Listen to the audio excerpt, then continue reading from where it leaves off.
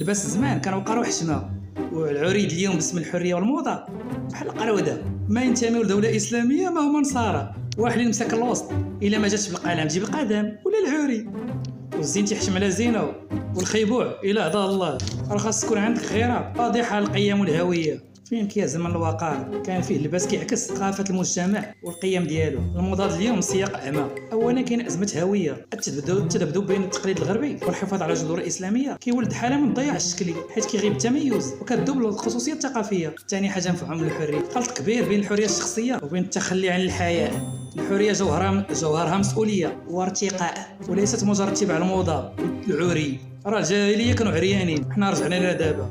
ثالث حاجه الجمال والستر. الحشمه ديما كتزيد الجمال، الهبه والوقار، والابتذال كيسلب الانسان قيمته المعنويه. وفي الاخير الا ما جاتش بالقلم تجيب بالعري، والزين كيحشم على زينو، والخيوب الى هذا الله.